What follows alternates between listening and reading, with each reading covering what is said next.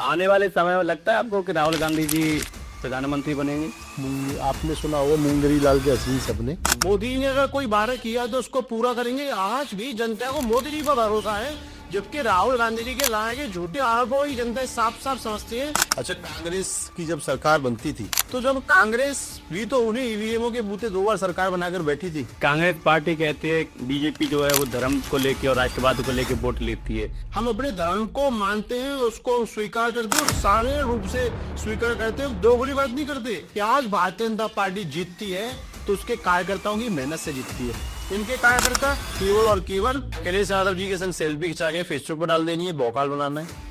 तो इसका मतलब राहुल गांधी हिंदू नहीं है?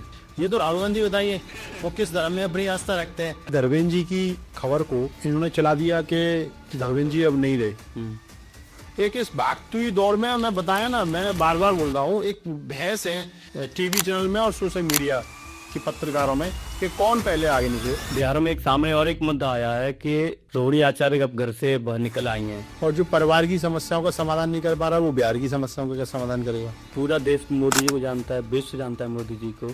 ऐसे ही अपन उत्तर प्रदेश के योगी आदित्यनाथ जो बचपन में अपना घर छोड़कर एक गोरक्षनाथ मंदिर में आकर रहने लगे, कि जब राम जी की बात आती है तो कई लोग ये मानते हैं कि ये काल्पनिक एक कथा है। काल्पनिक भी थी तो क्या किसी ने एक ऐसी किताब लिखी कि भाई से भाई का संबंध क्या है, पति से पत्नी से, पति और पत्नी के आपस में संबंध के कर्तव्य क्या है, बेटे के पिता के प्रति कर्तव्य क्या है, पिता के बेटे के प्रति कर्तव्य क्या है। इस देश में जब मुगल आए, एक तरफ जो इस्लाम को मानने वाले लोग थे वो लोग थे जो अपने भाई के गर्दन को काट कर राजगद्दी पर बैठे, अपने पिताजी को बंधक बनाकर गद्दी पर बैठे।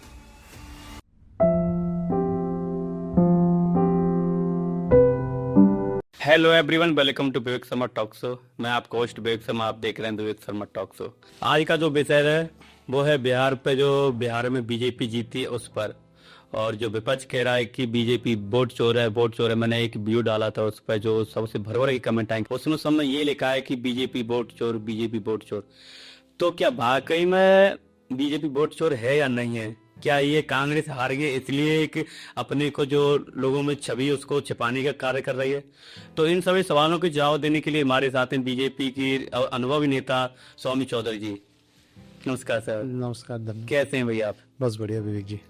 सर, आप देख रहे हैं कि अगर इस समय बीजेपी जीती है बिहार में, तो बिहार में बीजेपी जीतने के बाद में कांग्रेस कह रहे है कि बीजेपी ने वोट चोरी की है। आपका क्या विचार है इस पर? देखिए, जब कोई व्यक्ति कोई किसी भी खिताब को हारता है, किसी भी चुनाव को हारता है या किसी मैच को हारता है या कहीं भी हारता है, तो अच्छा व्यक्ति वो होता है जो अपनी हार को स्वीकार करे और अपने अंदर जो कमियां हैं उनको सुधारे और उस पर काम करे। लेकिन कांग्रेस इसका उल्टा करती है। कांग्रेस अपने अंदर की कमियों को न देखकर भारतीय जनता पार्टी पर ऐसे अलग आरोप लगाती है जिनका कोई भी सैद्धांतिक कोई सही परिणाम उनको नहीं मिल पा रहा है। इसी कारण इस प्रकार के मुद्दे के वोट चोरी कर लिया, वोट को चोरी कर रही है भाजपा की सरकार। तो मैं इस आपके माध्यम से, टॉक शो के माध्यम से, क्योंकि हजारों लाखों लोग इसको देखते हैं, इसके माध्यम से मैं ये कहना चाहता हूं कि अगर वोट चोरी का कोई मुद्दा है तो इस देश में लोकतांत्रिक व्यवस्था में कई ऐसे रास्ते हैं जहां आकर आप जनता के बीच में जाकर बताइए कि वोट चोरी हो रहा है तो कैसे हो रहा है। केवल और केवल एक प्रोपेगेंडा करने और भारतीय जनता पार्टी को कैसे बदनाम करने की जो साजिश है राहुल गांधी जी की, वो हर बार नाकाम हो रही है। देखिए, आप इसके साथ साथ आप देखिए कि जब भी जिस प्रदेश का चुनाव होता है, आप राजस्थान का चुनाव देखिए, आप मध्य प्रदेश का चुनाव देखिए, आप महाराष्ट्र का चुनाव देखिए, कांग्रेस पार्टी के इस प्रकार का माहौल लाने का प्रयास करते हैं कि इस बार अगर इस प्रदेश में चुनाव हारे तो मोदी जी के नेतृत्व में केंद्र की सरकार खतरे में आ जाएगी। लेकिन हर चुनाव में जनता ने भारतीय जनता पार्टी का साथ दिया और मोदी जी का साथ दिया है। चाहे वो राजस्थान का चुनाव हो, चाहे वो मध्य प्रदेश का चुनाव हो, चाहे वो महाराष्ट्र का चुनाव हो, और अभी ताजा बार चाहे वो बिहार का चुनाव हो, जनता हर बार ये भरोसा करती है कि जो मोदी जी कहते हैं उसको पूरा करने का काम करते हैं। मोदी जी ने अगर कोई वादा किया तो उसको पूरा करेंगे। आज भी जनता को मोदी जी पर भरोसा है, जबकि राहुल गांधी जी के लाए गए झूठे आरोपों ही जनता साफ साफ समझती है कि राहुल गांधी द्वारा लाए आरोप है जिनकी कोई सैद्धांतिक प्रामाणिकता नहीं है। केवल ये झूठे आरोप हैं जिनको जनता समझ चुकी है और उनके आरोप पर इसलिए भरोसा नहीं करती। आई मोदी जी के बातों पर और मोदी जी पर भरोसा करती है। कांग्रेस का ये दावा भी करती है कि ईवीएम में गड़बड़ी होती है, क्या ये सत्य है? अच्छा, कांग्रेस की जब सरकार बनती थी 2004 की सरकार और 2009 की दो सरकारें का मुझे याद है, क्योंकि मैं तब से राजनीतिक समझ रखता था। उससे पहले मैं छोटा उम्र में था, मैं पढ़ाई का छात्र, शिक्षा में था, छात्र था।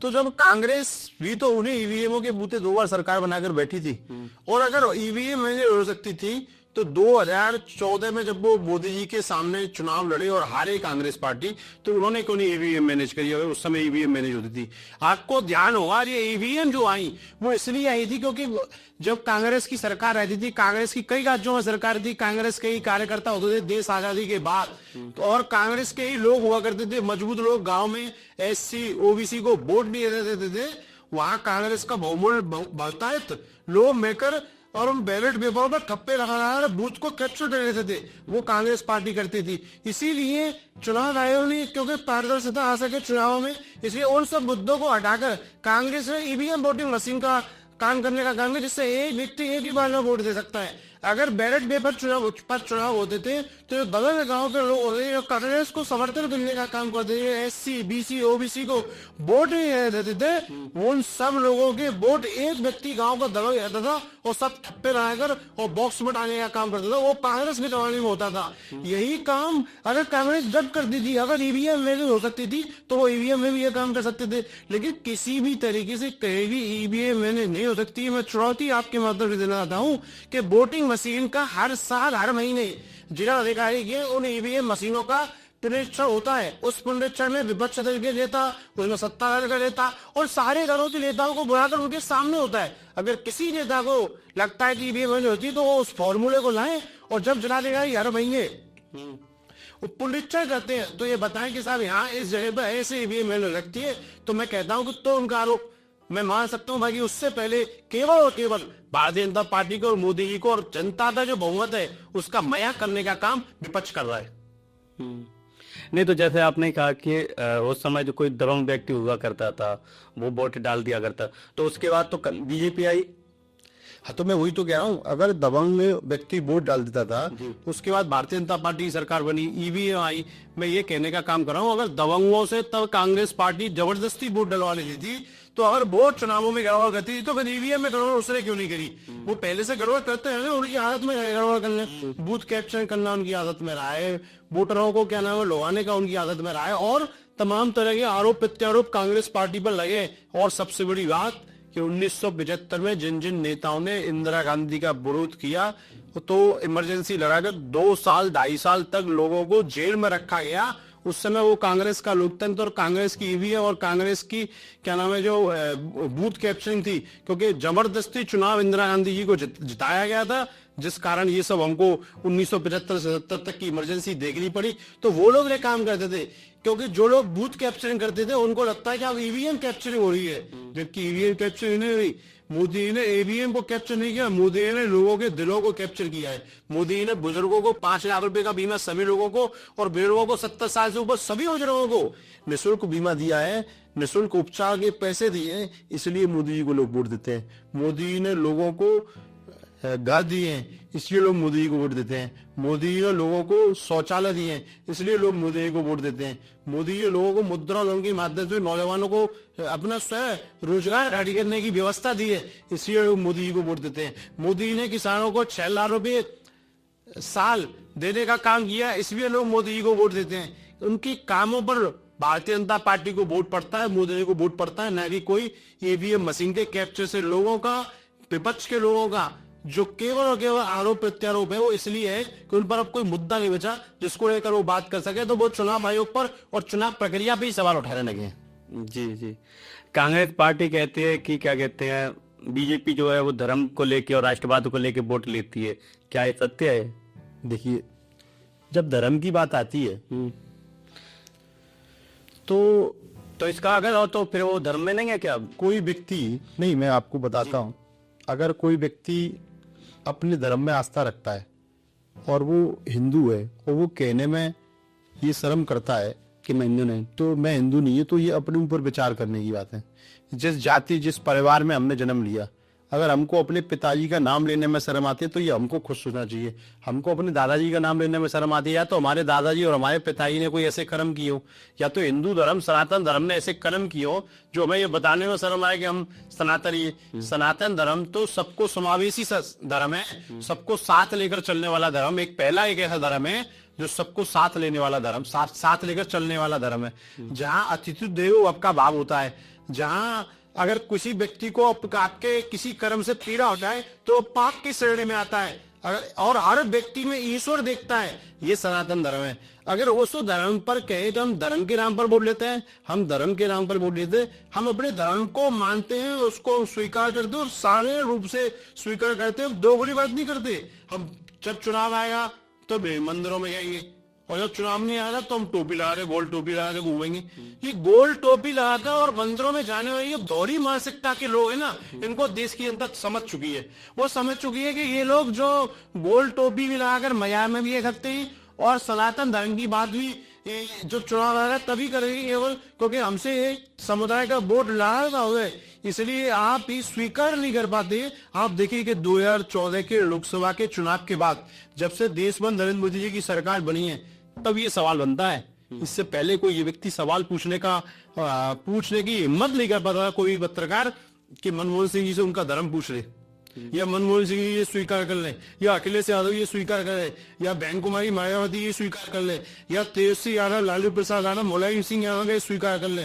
केवल 2014 में मोदी जी की सरकार बनी तब लोगों ने हिंदुत्व को स्वीकार कर और शारीरिक रूप से स्वीकार किया, नेताओं ने खासकर, कि हम हिंदू हैं और हम हिंदूवादी सरकार चलाने का काम करते हैं, हम हिंदू हैं। हम मोदी जी ने कभी किसी एक आदमी की सरकार किसी ने भी वोट देकर बनाई, लेकिन जो मोदी ये योजना लागू करते हैं, सच्चे प्रधानमंत्री का, सच्चे समाज सेवी का, सच्चे नेतृत्व करने वाले किसी भी नेता का ये कर्तव्य बनता है कि अगर सरकारी योजना का लाभ अगर वो चुन के और अगर वो वहां पक्षपात करता है, वहां धर्मवाद करता है तो दिक्कत है। लेकिन मोदी जी ने कभी नहीं कहा कि अगर कोई योजना का लाभ शौचालय मिलने तो मुस्लिम परिवार को नहीं मिलेंगे। मोदी ने कभी नहीं कहा कि 5 लाख रुपए तक का बीमा 70 साल से ऊपर के लोगों को जो मिलेगा वो मुस्लिम परिवारों को नहीं मिलेगा।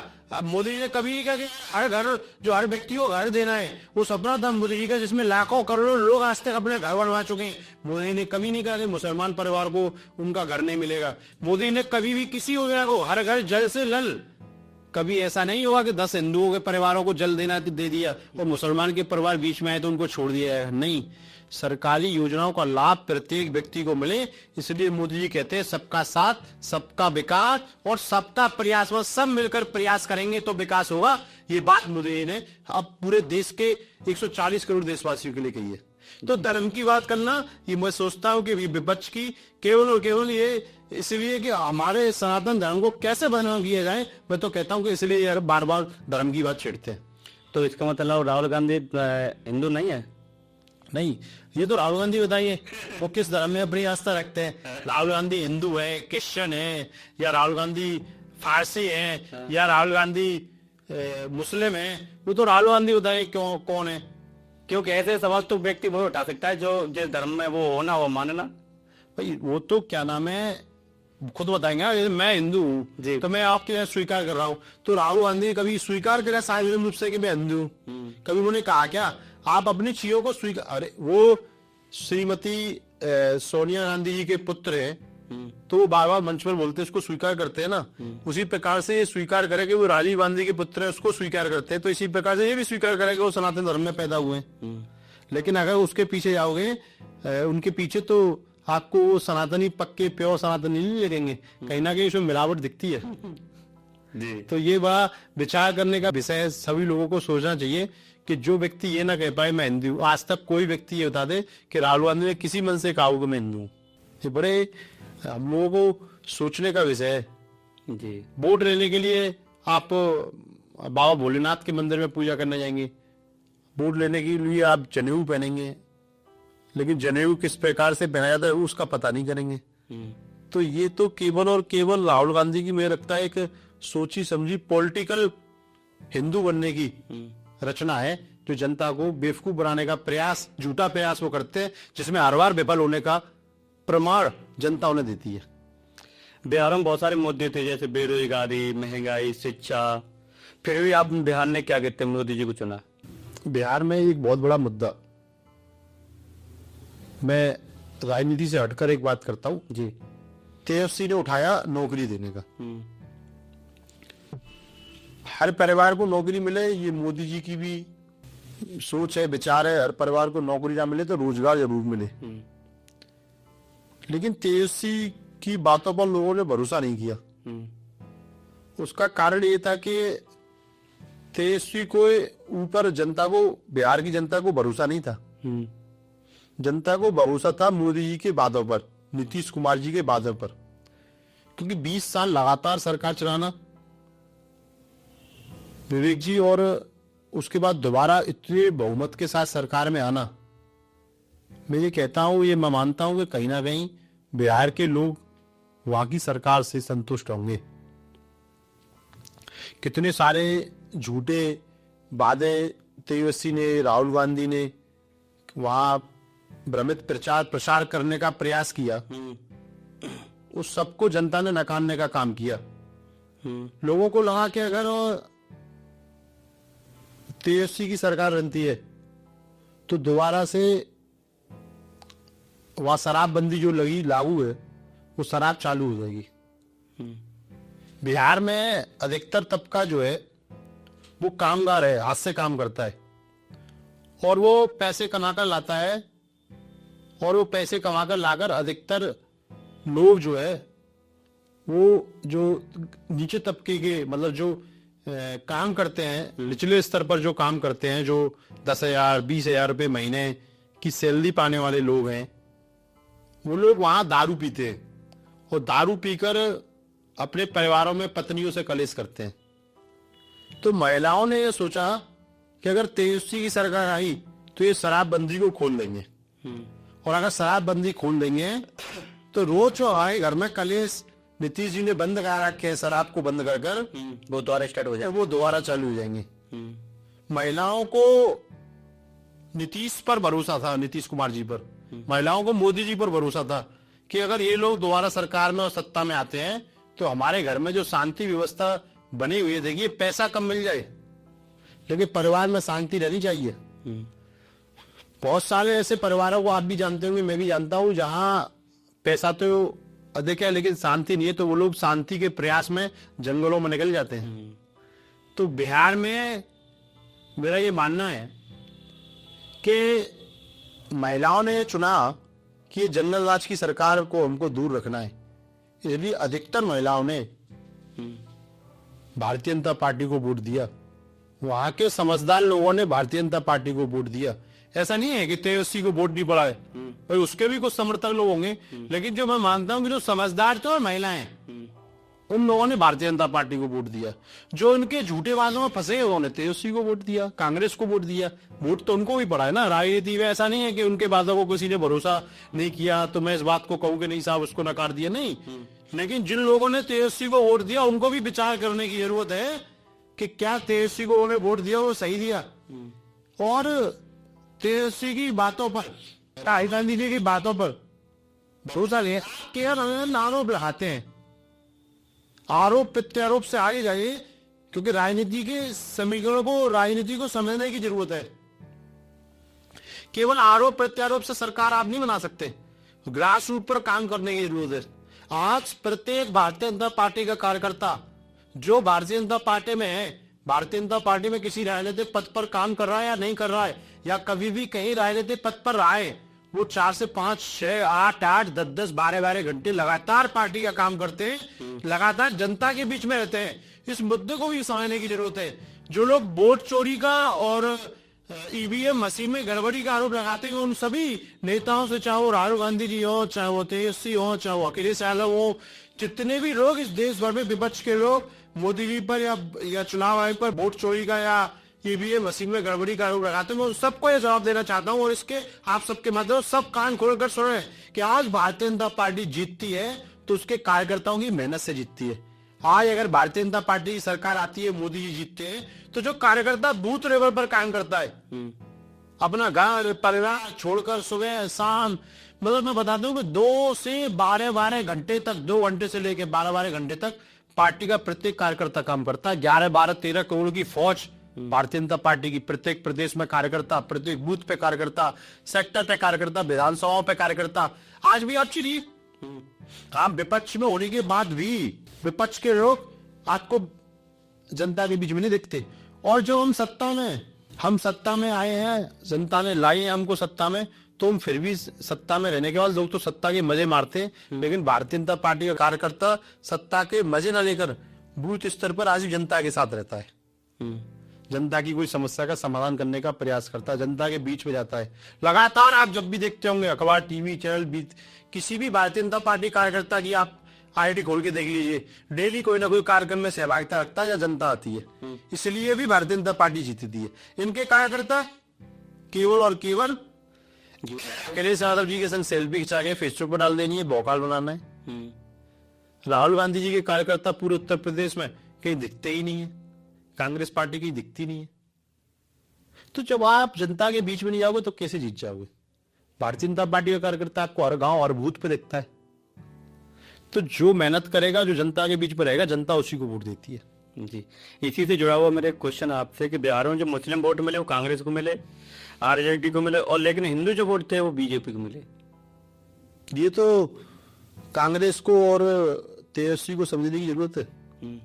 हम लोग तो कहते हैं कि अगली बार जब 2030 में जब बिहार में चुनाव हो तो मुस्लिम भी हमको वोट दें, हम तो निमंत्रण देते हैं। ये तो कांग्रेस को सोचने की जरूरत है कि हिंदू वोट हमको क्यों नहीं मिला, भाई हमको वोट दे रहा है, हम क्यों, हम तो संतुष्ट हैं, वो हमको वोट दे रहे हैं। हम तो जो हमको दे रहा है वो तो ठीक है, लेकिन अगली 2030 जब आई तो हम चाहेंगे कि मुसलमान भी हमको वोट दें, जिससे कि हम और बम्पर तरीके से जीते। आने वाले उत्तर प्रदेश के चुनाव में भी हम मुस्लिमों से चाहते हैं कि वो हमें वोट दें। हम तो उनको नहीं मिलना, ये तो कांग्रेस के लोग ही आपको बता सकते हैं, तेजस्वी को लोग बता सकते हैं। मैं इतना कहता हूँ कि भारतीय जनता पार्टी का कार्यकर्ता काम करता है, भारतीय जनता पार्टी का कार्यकर्ता सनातन धर्म में आस्था रखता है, भारतीय जनता पार्टी का कार्यकर्ता सबका साथ, सबका विकास, सबके प्रयास के इस मूल मंत्र में भरोसा रखता है, उसके साथ वो आगे चलता है, इसलिए जनता उसको वोट देती है। जी, विपक्ष लगातार कहता रहता है कि उसकी मीडिया खरीदी हुई है। देखिए, पत्रकारिता कहीं ना कहीं सोशल मीडिया के इस जमाने में कमजोर हुई है। लोकतंत्र का चौथा स्तंभ कमजोर हुआ है। मैं इसको इसलिए मानता हूं कि अभी धर्मेंद्र जी की खबर को इन्होंने चला दिया कि धर्मेंद्र जी अब नहीं रहे। आप सोचो, इतना बड़ा अभिनेता और उसकी कोई खबर बिना पुष्टि के आप चला रहे हैं, बिना जानकारी के चला रहे हैं। क्योंकि एक जो ये मेरा व्यक्तिगत मानना है, एक सोशल मीडिया और एक न्यूज चैनल आपस में इनकी एक लड़ाई चल रही है कि कौन आगे निकलता है। उस दौड़ में गलत खबर जो पत्रकार हैं वो चला देते हैं। उनसे मेरा सभी से ये करबद्ध निवेदन है कि किसी भी खबर को पुष्टि के साथ चलाएंगे तो आपकी विश्वसनीयता जनता के बीच में ज्यादा रहेगी। और आप देखिए, विपक्ष कोई झूठा आरोप मोदी जी पर लगाता है तो उसको खूब चलाते हैं। उसकी पुष्टि कराइए ना, आप राहुल गांधी जी उसकी पुष्टि कराइए, अखिलेश यादव जी से उसकी पुष्टि कराइए। जितना झूठ को आप फैलाएंगे उसमें कहीं ना कहीं पत्रकारिता की भी भूमिका है। और ये लोग केवल टीआरपी का एक खेल नया चला है, जिसमें सोशल मीडिया वर्सेस जो टीवी चैनल्स हैं उनके बीच में एक युद्ध चल रहा है। उस युद्ध में कौन आगे निकले, उसमें टीआरपी किसकी ज्यादा हो, इसलिए वो खबर की सत्यता को ना जाने पहचाने उसको चलाने का काम कर रहे हैं। ये बड़े हम लोगों के लिए लोकतंत्र के हमारा चौथा स्तंभ है पत्रकारिता, उसको ये समझने का विषय है कि केवल और केवल किसी भी बात को बिना पुष्टि के, बिना किसी के कहने से ना चलाएं, उसकी पुष्टि करिए। पुष्टि कर कर जब चलाएंगे तो आपकी विश्वसनीयता जनता की, नेताओं की आप पर ज्यादा रहेगी। इसलिए आप देखें सोशल मीडिया पे कई खबरें चलती हैं तो अभी धीरे धीरे लोगों में जागरूकता आ रही है कि उसको कंफर्म करते हैं कि क्या ये सही है और क्या ये गलत है। सोशल मीडिया जितना हम लोगों के लिए अच्छा है, उससे कहीं ज्यादा आने वाली पीढ़ी में खराब भी हो रहा है। उसकी जो मोदी जी ने कहा था, मुझे याद है एक भाषण में उन्होंने कहा कि क्या हम मोबाइल का व्रत रख सकते हैं क्या? हमको एक दिन मोबाइल नहीं चलाना है। तो कहीं ना कहीं मोदी जी को उसके जो विलक्षण है सोशल मीडिया के वो दिखे, तो उन्होंने इसलिए जनता को आह्वान किया कि सोशल मीडिया से थोड़ी दूरी बनानी है। लेकिन टीआरपी और टीआरपी मिलती है तो आपको भी समझ सकते हैं कि क्या मिलता है, उससे थोड़ा सा दूर अपने आप को रखना है। आर्थिकता से दूर रहकर सत्यता के आधार पर चलेंगे तो भी आर्थिक रूप से और मजबूत हो सकते हैं। केवल क्योंकि टीआरपी जो हम कहते हैं वो टीआरपी किस लिए बटोरी जा रही है, उसका एंड में रिजल्ट क्या मिलता है। ज्यादा टीआरपी होगी तो ज्यादा अच्छे ऐड मिलेंगे, ऐड वाले ज्यादा पैसा देंगे। तो केवल इसके लिए चलाना ये गलत है, क्योंकि मैं अगर अपनी जिम्मेदारी को नहीं समझता हूं तो ये इसमें मेरी गलती है। अगर पत्रकारिता जॉब में जितने भी लोग हैं वो अपनी जिम्मेदारी को नहीं समझते हैं तो ये उनकी गलती है। अपनी जिम्मेदारी को समझें, उसके साथ आगे बढ़ेंगे तो ज्यादा समाज के लिए अच्छा रहेगा। और ये जो विपक्ष का आरोप है कि गोदी मीडिया या इस प्रकार के जो आरोप लगते हैं, देखिए पत्रकार का असली कर्तव्य है कि जनता से जुड़े हुए मुद्दों को उठाए और नेताओं से उसके जवाब पूछे,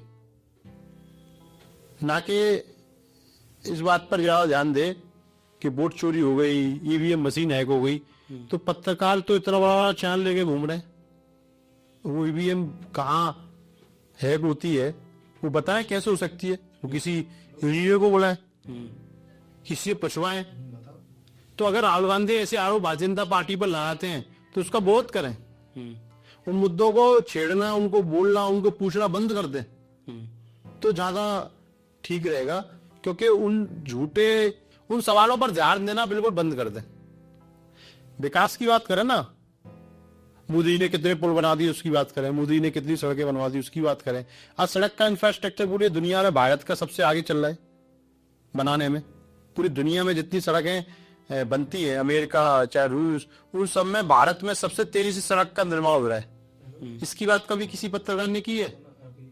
इतने लोगों को रोजगार मिले, इतने लोगों को आवास मिले, घर मिले, शौचालय मिले, 80 करोड़ लोगों को आज भी राशन मिलता है, कोई भी व्यक्ति गरीब घर में भूखा ना मरे, इसकी चिंता नहीं है। इतने किसानों को 6,000 रुपए की राशि मिलती है, 70 साल से ऊपर के बुजुर्गों को इलाज मिलना है फ्री में, तो इसकी बात तो मीडिया नहीं करते हैं। केवल और केवल झूठे आरोपों को समझना, उसके आरोप लगाना और उसके समाज और जनता के मन में भ्रम डालने की स्थिति पैदा करना, ये पत्रकारों को भी जिम्मेदारी है। कुछ पत्रकार अच्छे हैं, कुछ को समझने की जरूरत है। एक इस भागती हुई दौर में, मैं बताया ना, मैं बार बार बोल रहा हूँ, एक बहस है टीवी चैनल में और सोशल मीडिया की पत्रकारों में कि कौन पहले आगे निकले। उस कौन पहले आगे निकले में देश का नुकसान हो रहा है। पत्रकारिता में जब कोई व्यक्ति पत्रकार अपने आप को बोलता है, जनता के लोग समझते हैं, तो वो ये नहीं देखता कि वो टीवी चैनल का पत्रकार है या सोशल मीडिया का पत्रकार। पत्रकार का एक सम्मान है। पत्रकार का मतलब होता है कि समाज में सम्मान, एक ऐसा सम्मान जिसमें ये मानते हैं कि ये एक पढ़ाने का व्यक्ति है, जो ये बता रहा है वो सही बता रहा है। अगर वही गड़बड़ करने लगेगा तो वहां से गर्व हो जाती है। इतनी सी बात मुझे इस पर कहनी है कि विपक्ष को, सत्ता को, ये दोनों को ही ये समझने की जरूरत है कि मीडिया को क्या दिखाना है। बिहार में एक सामने और एक मुद्दा आया है कि रोहिणी आचार्य अब घर से बाहर निकल आई हैं, कुछ गाली गलौज हुई है, उसमें आपकी क्या सोच है? ये एक परिवार का मुद्दा है। राजनीतिक व्यक्ति होने के नाते मुझे इस पर अपनी टिप्पणी नहीं करनी चाहिए। उनका परिवार का मसला है, वो अपने परिवार में बैठ के सुलझाएंगे। लेकिन क्या है कि जब कोई व्यक्ति सामाजिक जीवन में आता है तो उस पर 50 चुनौतियां भी रहती हैं और जिम्मेदारियां भी रहती हैं समाज की। उन जिम्मेदारियों को देखते हुए अपने घर की बात को घर में ही बैठकर सुलझाना, उसका समाधान करना, ये सच्चे परिवार की हितैषी की जिम्मेदारी होती है। और जो परिवार की समस्याओं का समाधान नहीं कर पा रहा, वो बिहार की समस्याओं का क्या समाधान करेगा? ये तो जनता ने उसको नकारने का काम किया। लेकिन मैं इस पर ज्यादा नहीं बोलकर केवल इतना कहना चाहता हूँ कि ये उनके परिवार का मसला है। तेज प्रताप भी नाराज चल रहे हैं, रोहिणी जी आज चली गई, तेजस्वी आज भी घर में ही है। क्या कारण है कि सब लोग जो है विघटन हो रहा है परिवार में? उस पर मैं उनको ये कहना चाहता हूँ कि वो अपने परिवार की समस्याओं का मिलकर निपटारा करेंगे। उस पर राजनेताओं को या किसी भी नेता को ज्यादा नहीं बोलना चाहिए, उस पर राजनीति नहीं करना चाहिए, ये मेरा मानना है। क्योंकि वो घर का घर का मामला है, वो अपने घर में सुलझाए। जी जी जी। जो सर क्या कहते हैं, आने वाले समय में लगता है आपको कि राहुल गांधी जी प्रधानमंत्री बनेंगे? आपने सुना होगा मुंगेरी लाल के हसीन सपने। श्रीमती सोनिया गांधी जी, श्रीमती प्रियंका गांधी जी और कांग्रेस के तमाम कार्यकर्ता और समर्थक ये सपने राहुल गांधी जी उनको दिखाने का प्रयास कर रहे हैं, लेकिन हकीकत में हर बार प्रधानमंत्री का तो छोड़िए, वो राज्यों की सरकार बनाने में भी नाकाम रहते हैं। क्योंकि राहुल गांधी में एक बेसिक जो मुझे कमी दिखती है, वो जनता से कनेक्ट नहीं हो पाते, जनता से जोड़ नहीं पाते। जनता की समस्याओं का समझदारी उनके अंदर मुझे नहीं दिखती है कि क्या समस्याएं। केवल और केवल होता क्या है कि उन्हें वो जो जिस परिवार में वो पैदा हुए, उनके और इस देश की जो आम जनमानस है, उसके बीच में इतना बड़ा लंबा एक गैप है जिसको पाट पाना मुश्किल है। मोदी जी एक ऐसे परिवार में पैदा हुए जिसके देश की आबादी जो है अधिकतर उसी प्रकार की, एक उसी स्ट्रक्चर, पारिवारिक स्ट्रक्चर की जहां से मोदी जी निकले वहां उस समय की थी। तो मोदी जी ने उस दर्द को समझा है, तो वो उस लोगों के उस दर्द को समझते हैं, गरीब के दर्द को मोदी जी समझते हैं। और जो व्यक्ति दर्द को समझता है वो इसका इलाज जान सकता है। अगर आप डॉक्टर के पास जाएंगे, उसको आप बताते हैं ना, आप ही तो बताते हैं कि मुझे बुखार आ रहा है तो खांसी भी हो रही, जुकाम भी हो रही, जुकाम हुआ है तो कैसा हो रहा है, बुखार हो रहा है तो एक बार आ रहा है, दिन में कितना आ रहा है, तभी तो डॉक्टर दवा लिख पाता है। तो अगर डॉक्टर को आप समझा ही नहीं पाएंगे या डॉक्टर आपकी बात को समझ ही नहीं पाएगा तो कैसे दवा लिखेगा? यही राहुल गांधी जी का, वो जनता की बातों को या देश की जनता के नेचर को उनको समझ नहीं पाते हैं। वो एक जनता के बीच में, उनके बीच में मुझे कई लेवल का गैप दिखाई देता है। वो गैप को मुझे लगता नहीं कि राहुल गांधी कभी पाट पाएंगे। और वही भारतीय जनता पार्टी के नेता, भारतीय जनता पार्टी अगर तो वो जनता के बीच में से निकले हैं, इसीलिए भारतीय जनता पार्टी परिवारवाद पर या उस पर भरोसा नहीं करती है। वो एक नए कार्यकर्ता को जेपी नड्डा जैसे को राष्ट्रीय अध्यक्ष बनाते हैं, जिससे कि नई नई चीजों को समझ में आए और वो देश में लागू कर पाए, लोगों की, देश के लोगों की समस्या को समझ सके, उनका समाधान करने का प्रयास कर सके। जब आप देश के तमाम गरीबों की समस्याओं को, तमाम उन लोगों की समस्याओं को जो समस्या में हैं, उनको समझ पाओगे तभी उसका समाधान ढूंढ सकते हैं। राहुल गांधी समस्याओं को नहीं समझ पाते। ये ऐसा उल्टी सीधी बातें कर कर अगर मान लो 2, 4, 5 सीटों की बढ़ रही होती है तो वो और घट जाती है। तो मुझे राहुल गांधी ना समझ राजनीतिक लगते हैं और उनको अभी किसी भारतीय जनता पार्टी के कार्यकर्ता जो बूथ लेवल पर काम करता है उससे सीख लेनी चाहिए। राष्ट्रीय नेता है, लेकिन भारतीय जनता पार्टी के किसी दिल्ली में ही किसी कार्यकर्ता से ले लें तो ज्यादा ठीक रहेगा कि भारतीय जनता पार्टी के किसी बूथ लेवल के कार्यकर्ता से जनता की समस्याओं में कैसे खड़ा होना है, कैसे जनता के साथ चलना है, कैसे जनता के दुख दर्द को समझना है, फिर उसकी ऐसा नहीं केवल समझना है, उसकी समस्या का कैसे समाधान करना है।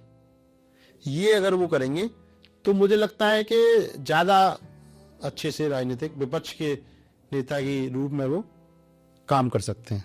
जी, जैसे क्या कहते हैं, मोदी जी की बात करें, पूरा देश मोदी जी को जानता है, विश्व जानता है मोदी जी को। ऐसे ही अपन उत्तर प्रदेश के योगी जी, आप कहीं दूसरे, आप तो नेता हैं, खैर हम किसी जन मानस को ले लें तो कहें कि मध्य प्रदेश का सीएम कौन है तो वो सोचिएगा, और किसी सीएम प्रदेश के सीएम को क्या नाम, पर अपने जो उत्तर प्रदेश के जो सीएम है उनको हर कोई जानता है, बच्चा बच्चा जानता है, योगी आदित्यनाथ। उनमें और जो बाकी जो सीएम है उनमें क्या अंतर है? देखिए, भारतीय जनता पार्टी के जिन जिन राज्यों में सीएम है सब अपना काम बखूबी कर रहे हैं, सब अपने प्रदेशों का विकास करने का भी काम कर रहे हैं मोदी जी के नेतृत्व में। लेकिन इस बात को डिनाई नहीं किया सकता कि पूरे देश भर में सबसे ज्यादा डिमांड अगर किसी मुख्यमंत्री की सभाओं को लेकर, वोट को लेकर, जब भी चुनाव होता है तो मुख्यमंत्रियों की अगर बात करें, सबसे ज्यादा डिमांड रैली की अगर कोई कार्यकर्ता, कोई नेता करता है अपने विधानसभा क्षेत्र में या लोकसभा क्षेत्र में तो योगी जी की करता है। तो योगी जी स्पष्टवादी नेता है, वो कभी भी किसी सवाल का जवाब घुमाकर नहीं देते, सीधा स्पष्ट जवाब देते हैं।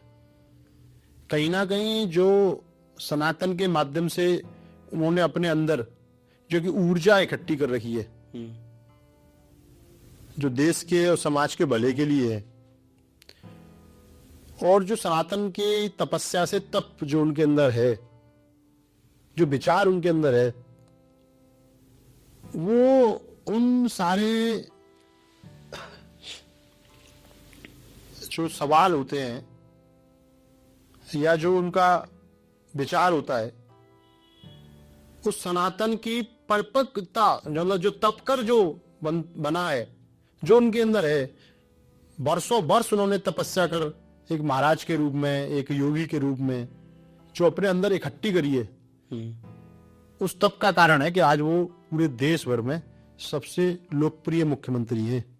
आप समझिए, जब हम मंत्र बोलते हैं तो मंत्र से हमारे मन की शुद्धि होती है, मंत्र से हमारे दिमाग में शांति मिलती है। स्वामी प्रेमानंद महाराज जी कहते हैं कि मंत्र का जाप करते रहो, सारी समस्याओं का समाधान हो जाएगा। तो आप समझिए, उस योगी आदित्यनाथ जो बचपन में अपना घर छोड़कर एक गोरक्षनाथ मंदिर में आकर रहने लगे, वहां भगवान की भक्ति करने लगे, पूजा पाठ करने लगे, तो 24 घंटे में रखता है उन्होंने तपस्या उस समय की होगी, 12 घंटे की होगी, 8 घंटे की होगी, लेकिन एक आम आदमी से अधिक तप उनमें उनके अंदर है और उन्होंने किया है। उस तप से, उस सनातन के मंत्रों से, उस सनातन की संस्कृति से, उस सनातन में जो जीते हैं 24 घंटे, उसके जो उनको एनर्जी मिलती है, उस एनर्जी के बाद जो वो बोलते हैं उसको जनता पसंद करती है। उस तप के कारण उनकी लोकप्रियता इतनी है, और ये लोकप्रियता भी आने वाले समय और बढ़ेगी। जी, या इससे हम कह सकते हैं कि कभी अगर भविष्य में प्रधानमंत्री बने तो योगी आदित्यनाथ होंगे। बेशक उनके अंदर वो सारे गुण हैं जो उनको प्रधानमंत्री की कुर्सी पर बिठा सकते हैं, ले आ सकते हैं, लेकिन ये मेरा खुद का व्यक्तिगत या पार्टी के रूप में कहना, मेरा कुछ का कहना उसमें उचित नहीं होगा। ये मैं प्रधानमंत्री वाले पद पर कुछ नहीं कहना चाहता, लेकिन मैं ये कह सकता हूँ कि उनके अंदर वो क्षमता है कि वो प्रधानमंत्री पद को भी बड़े अच्छे से निर्वहन कर सकते हैं, क्योंकि उनमें सनातन की तपस्या है। जिस पद पर भी वो रहेंगे, जहां भी वो रहेंगे, वहीं अपनी संस्कृति को बढ़ाने का काम करेंगे, वहीं अपने समाज को, अपने देश को, अपने प्रदेश को आगे ले जाने का काम करेंगे। इस भारतीय जनता पार्टी में कई ऐसे नेता हैं जिनके अंदर ये क्षमताएं हैं देश के प्रधानमंत्री बनने की, प्रदेश के मुख्यमंत्री बनने की, सांसद बनने की, विधायक बनने की, लेकिन एक पार्टी तय करती है मिलकर, वो एक अलग विषय है। लेकिन मैं ये कहता हूं कि उनके अंदर भी वो क्षमताएं हैं, और वो भी देश का, प्रदेश का तो सफल नेतृत्व करिए, देश का भी कर सकते हैं। और उनके अंदर जो तपस्या से, जो तप से जो शक्ति अर्जित हुई है, उसको देश का उसको, उससे देश को लाभ लेना चाहिए। जी, ये मेरा कहना है। सनातन धर्म को लेके आपका क्या विचार है? उसको कैसे बढ़ाया जाए और उसको कैसे बचाया जाए? देखिए, सनातन तो स्वयं एक ऐसा धर्म है, सनातन एक तरह से विचार है। आपने एक बहुत अच्छा सवाल पूछा है, मैं इसके माध्यम से आपको एक इसका सही जवाब देने का प्रयास कर सकता हूं अपनी तरफ से, जो मैं सोचता हूं। सनातन एक ऐसा धर्म है जो एक विचार है, जो एक जीवन जीने की पद्धति है। ये धर्म नहीं, एक जीवन, अच्छा जीवन कैसे जिया जा सके, 3-4 बातें मैं आपको इस बारे में बताऊंगा। सनातन धर्म में हमको जिसने कुछ दिया, हमने उसका पूजा की। हमको माँ बाप ने जीवन दिया तो हम अपने माँ बाप को पूछते हैं। हमको गुरु ने शिक्षा दी तो हम अपने गुरु को पूछते हैं। हमको पृथ्वी माँ ने रहने का या स्थान दिया तो हम पृथ्वी माँ को माँ कहकर उसे पूछते हैं, पृथ्वी को पूछते हैं। हमको सूर्य देवता ने रोशनी दी तो हम सूर्य देवता को पूछते हैं। हमको गंगा जल ने जल दिया तो हम गंगा माँ की पूजा करते हैं, गंगा माँ, यमुना माँ। हमको पीपल ने 24 घंटे ऑक्सीजन दी तो हम पीपल को भी देवता मानते हैं, हम उनकी भी पूजा करते हैं। कुल मिलाकर मैं ये कह सकता हूं कि जिसने भी सनातन धर्म में कुछ दिया, हम उसकी पूजा करते हैं। तो हमने हमेशा अपने देने वाले की इज्जत की है, ये सनातन है। हम देखिए, भगवान राम की जब बात आती है, कृष्ण जी की जब बात आती है, तो मैं भगवान राम पर बात कहना चाहता हूं कि जब राम जी की बात आती है तो लोग कई लोग ये मानते हैं कि ये काल्पनिक एक कथा है या एक काल्पनिक लिखी गई एक किताब है। मैं उन काल्पनिक कहने वाले लोगों से, मैं तो उसको सत्य आधारित घटना, मैं तो सनातन में भरोसा रखता हूं, तो मैं ये बात तो नहीं कह सकता हूं, लेकिन जो काल्पनिक इसको कहते हैं, मैं उनको कहना चाहता हूं, अगर काल्पनिक भी थी तो क्या किसी ने एक ऐसी किताब लिखी कि जो ये प्रेरणा दे सके कि भाई से भाई का संबंध क्या है, पति से पत्नी से, पति और पत्नी के आपस में संबंध के कर्तव्य क्या है, बेटे के पिता के प्रति कर्तव्य क्या है, पिता के बेटे के प्रति कर्तव्य क्या है। एक अपनी सौतेली मां जिसने उनको वनवास करा दिया, उसके प्रति भी उनकी धारणा, उनका विचार नहीं बदला, तो मां के प्रति कितने सम्मान व्यक्ति के अंदर आना चाहिए, ये रामायण सिखाती है। इस देश में जब मुगल आए, मुगलों ने 1400-1500 के आसपास इस देश में 1600 तक राज किया, आगे भी किया पीछे भी किया। तो एक तरफ जो इस्लाम को मानने वाले लोग थे वो लोग थे जो अपने भाई के गर्दन को काटकर राजगद्दी पर बैठे, वही लोग अपने पिताजी को बंधक बनाकर गद्दी पर बैठे। और हमको भगवान राम की जो जीवनी है, जो रामायण है, जो वो सीख ये देती है कि जिन उनकी सौतेली माँ ने भगवान राम को वनवास करा दिया, और जब वो वनवास पर चले गए और उनके भाई को जब ये पता लगा, भगवान भरत लौट कर आए, उनको पता लगा कि मेरे भाई को मेरी माँ ने मुझे राज दिलाने के लिए वनवास करा दिया है, तो आप सोचो ना, मैं उस राज को स्वीकार करने से मना कर दिया और अपनी माँ से इस बात का विरोध किया। और फिर अपने पूरे अयोध्या के वासियों को लेकर, अपनी पूरी कमेटी को लेकर, टीम को लेकर, अपनी माओ को लेकर, अपने गुरुजनों को लेकर, अपने मंत्रालय को लेकर, अपने मंत्रियों को लेकर वापस भगवान राम को बनाने गए और कहा कि भैया इस पर तो अधिकार आपका था, आप चलिए और आप गद्दी पर बैठिए, आपका राज है, आप राज करिए।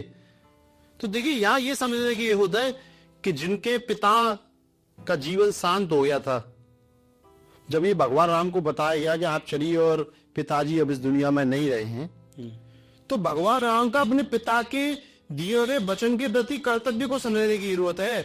तो उन्होंने कहा कि नहीं, मेरे पिता जो वचन मुझे देकर गए थे, तो ये मेरी जिम्मेदारी हुई है कि अब क्योंकि वो इस दुनिया में है तो उस वचन को मैं निभाऊं। उस वचन को रखने के लिए ये सनातन है, उस वचन को रखने के लिए जो व्यक्ति इस दुनिया में नहीं आ, ये हम सबको इस समाज में सीखने की जरूरत है। लेकिन रहने के बाद भी अपने पिताजी के वचन को पूरा करने के लिए उन्होंने 14 साल का वनवास काटा और लौट कर नहीं आए, सब लोगों के अनुग्रह करने पर भी। क्योंकि जिस माँ ने कहा, जिन्होंने वनवास कराया था, उन्होंने भी कहा कि राम आप लौट चलिए, मुझ पर गलती हो गई, मेरी मति भ्रम हो गई थी। तब भी भगवान राम ने कहा कि नहीं, अब तो माता जी आप देर हो चुकी है, अब पिताजी को जो मैं वचन दे चुका हूं, तो जो पिताजी को वचन दिया था वो उन्हीं को अधिकार था उस वचन को तोड़ने का और कराने का। तो क्योंकि मैं पिताजी को वचन दे चुका हूं तो उसको निभाऊंगा, ये सनातन है। और आप सोचिए कि उसके बाद लक्ष्मण जी ने क्या किया। लक्ष्मण जी लगातार 14 साल वनवास पर रहे, तो बड़े भाई के प्रति छोटे भाई के कर्तव्य कि वो पूरी रात सोते रहते और भगवान राम की और माता सीता के पहरा देने का काम करते थे। और जब भरत वहां से लौटे तो भरत ने वचन लिया था कि अगर आप 14 साल के एक दिन भी अगर आगे हो गया तो मैं उसे अपने प्राण की आहुति दे दूंगा। तो भगवान राम के अंदर भी एक अपने भाई के दिए गए वचन के प्रति आस्था थी, उधर भरत के अंदर भी अपने भाई को दिए गए वचन की आस्था थी, वो वचन को निभाना था। तो इसलिए जब रावण को उन्होंने मारा तो पुष्पक विमान लेकर आए, क्योंकि वो 14 साल पूरे हो रहे थे। उनको पता थी अगर मेरा भारत भी हठधर्मी है, वो वचन को मान करे पूरा करेगा कि एक दिन भी मैं लेट हो गया तो अपने प्राण की आहुति दे देगा। ये सनातन सिखाता है।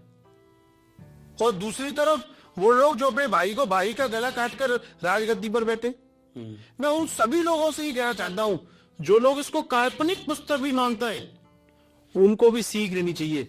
उनको सीखना चाहिए कि भाई के साथ क्या व्यवहार देना चाहिए, पति के साथ, पत्नी के साथ क्या व्यवहार रहना चाहिए, क्या हमारे कर्तव्य हैं, छोटे भाई के बच्चे, छोटे भाई की पत्नी के साथ हमारा क्या कर्तव्य है, और हमारे माता पिता के प्रति क्या कर्तव्य है।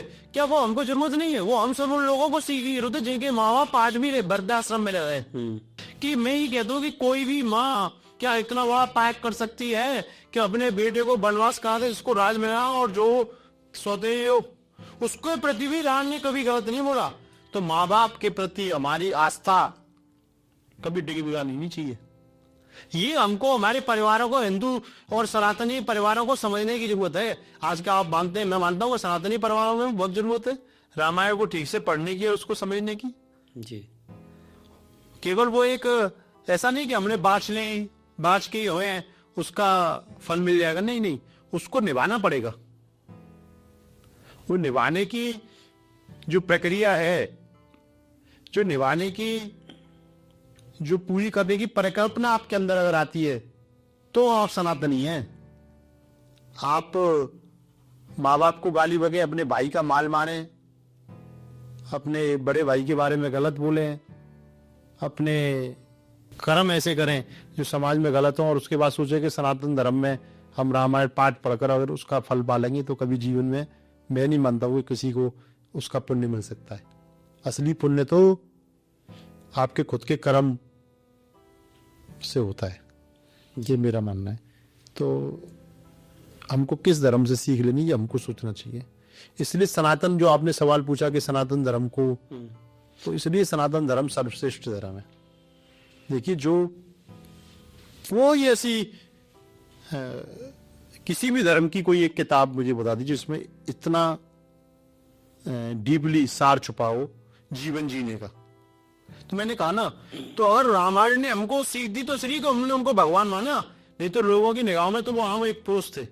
लेकिन उन्होंने हमको जीवन जीने की पद्धति सिखाई, हमको हमारे कर्तव्य सिखाए, इसलिए हमने राम को भगवान माना। मेरी नजरों में लोग कहते हैं ना कि सनातन क्या है, हकीकत में सनातन ही है। इसलिए सनातन धर्म, कोई किसी धर्म की किताब अगर अपने भाई के प्रति कर्तव्य से दिखाती हो या बताती हो तो दिखा दे मुझे, किसी भी किताब में कहा गया हो। केवल एक सनातन एक ऐसी वो है जहां जीवन, इसलिए मैंने कहा शुरू में कि वो जीवन जीने की पद्धति है। हमको जिसने भी कुछ दिया हमने उसको पूजा करी है। हमको बारिश दी इंद्र दे भगवान ने, तो इंद्र दे भगवान की पूजा करते हैं। आप सोचिए ये कितना एक विचार करने वाली बात है, कितना बार एक इसके अंदर सनातन धर्म के अंदर एक बात छुपी हुई जो कोई हम और आप कोई इसको पहुंच ही नहीं सकते कि कितने लोगों को, कितनी चीजों को, कितने कैसे कैसे करके हमने लोगों को पूजना शुरू किया। कोई भी व्यक्ति हो, आप सोचो कि हम ईश्वर प्रत्येक व्यक्ति के अंदर है, ये भाव किसके पास है? ये भाव भी तो सनातन में। हम अगर किसी व्यक्ति के अपनी तरफ से उसको परेशान करते हैं, परेशान करने का प्रयास करते हैं, तो क्योंकि सामने वाले के अंदर भी ईश्वर है, तो हम ये गलत काम नहीं करेंगे ना, उसको परेशान नहीं करेंगे। ये बात सोचने की बात है, ये विचार करने वाली बात है कि हम सामने वाले को परेशान ना करें, क्योंकि उसके अंदर भी ईश्वर है। अगर उसकी आत्मा दुखी हुई तो हम ईश्वर की आत्मा को दुखी कर रहे हैं। ये विचार जब आता है तब सनातन की खूबसूरती समझ में आती है कि सनातन क्या है। ये विचार अपने अंदर लाना चाहिए हर व्यक्ति को। इसलिए सनातन धर्म का तो कोई तोड़ ही नहीं है, अपने का एक वो धर्म है। हाँ, जितना इसको समझोगे, जितना इसको पढ़ोगे, जितना इसके बारे में जानोगे, उतना इससे प्रेम होगा। जी, ये है सनातन धर्म।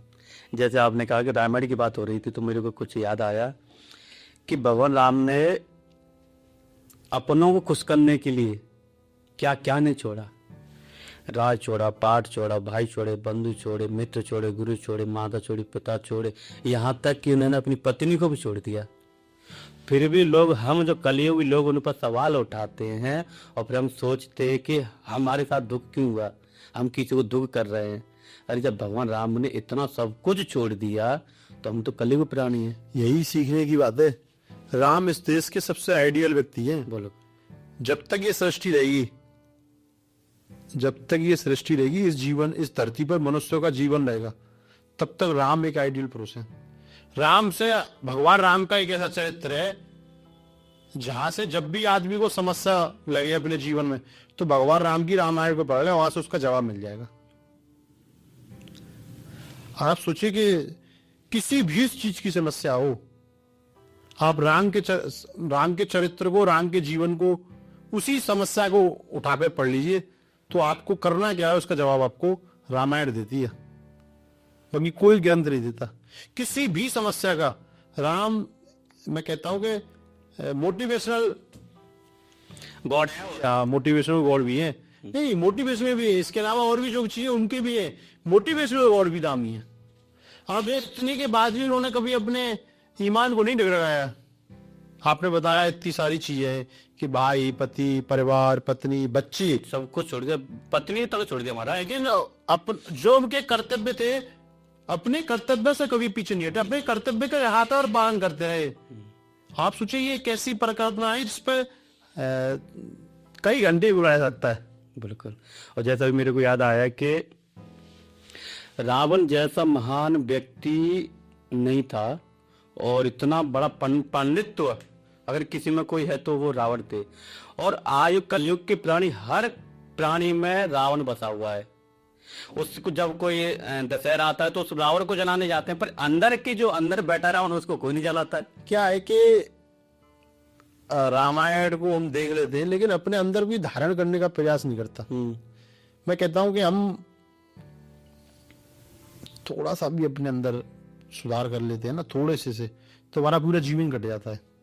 हम रावण को मारते हैं, ताली बजाते हैं जब वो फूकता है, लेकिन अपने अंदर जो रावण होता है ना, उसको कोई मारने का प्रयास ही नहीं करता। उसको तो वो लोग और खा पिला दें, उसको और मजबूत करने का प्रयास करते हैं। दशहरा पे रावण जला देते हैं, लेकिन अपने अंदर के रावण को उसी दशहरा के दिन और खिला पिला के बड़ा कर लेते हैं। ये बड़ा एक अलग तरह का एक विषय है जिस पर एक लंबी चर्चा की जा सकती है। और देखिए, राम जी की मैं बताऊं कि राम जी ने जब रावण को मारा तो आप सोच सकते हैं कि मुगल जा जाते थे वहां मारकर वहीं की बहन बेटियों को कब्जा कर लेना, उनको जबरदस्ती उनको शादी कर लेना और उन पर जबरदस्ती अत्याचार करना। एक राम जी के बारे में कहीं आपने सुना? राम तो एक ऐसे व्यक्ति थे कि श्रीलंका को जीते तो विभीषण को दिया है, किष्किंधा जीते तो सुग्रीव को दिया है। आप सोचो, राजपाट भी उन्होंने कभी किसी का नहीं लिया। वही किष्किंधा, नहीं तो जितने लोग हैं जिन्होंने राज को जीता वही राज करने लग गए, वही रह गए। उसको पूरी तहस नहस कर दिया उन्होंने सबका। राम ने कभी ना किसी का तहस नहस किया और ना ही कभी श्रीलंका का तहस नहस किया। केवल कर्तव्य जो था उसको निभाया, और निभाने के बाद उस पे वहां के जिसका अधिकार बनता था उसी को राज दे दिया जी। नहीं तो जीतने के बाद तो वो चाहते तो अयोध्या से लेके श्रीलंका तक अपना राज कर सकते थे। उनसे कौन लड़ सकता था? साक्षात ईश्वर थे। लेकिन क्योंकि उन्होंने उनको एक जीवन की सीख देनी थी कि सनातन की सोच विचार कैसे बना रहेगा। तो भैया ने सारी जो बिहार में चुनाव हुए बीजेपी को बहुत बहुत बधाई है, शुभकामनाएं। और सोनू चौधरी जी ने सारे सवाल जो उन्होंने मैंने कॉन्ट्रोवर्सी रखे थे वो सबके सवाल जवाब दिए और विस्तार से बताया कि क्या इसका कैसे सब कुछ, ये क्या है अफवाह है, क्या है, सब कुछ बताया भैया ने। तो अभी हमने क्या कहते हैं एक कामधेनु सेवा संस्था नाथद्वारा में खोली है जिसका निर्माण होने जा रहा है। तो आप सभी से अनुरोध है कि उस कामधेनु के लिए, गांव के लिए, सेवा के लिए हम एक हॉस्पिटल बना रहे हैं जो कि बहुत बड़ा प्रोजेक्ट है, जिसका प्रोजेक्ट की एक लागत आ रही है वो 6.5 करोड़ आ रही है। तो आप सभी एक एक बूंद, एक एक रुपया दान करें उस गौ सेवा के लिए, गौ माता के लिए, जिसको हम जैसे आता ना गौ माता, क्योंकि विश्व की माता है जिसके अंदर 33 कोटि देवी देवता विराजमान रहते हैं। क्योंकि भगवान कृष्ण भी उनकी सेवा करते हैं, वो है गाय माता।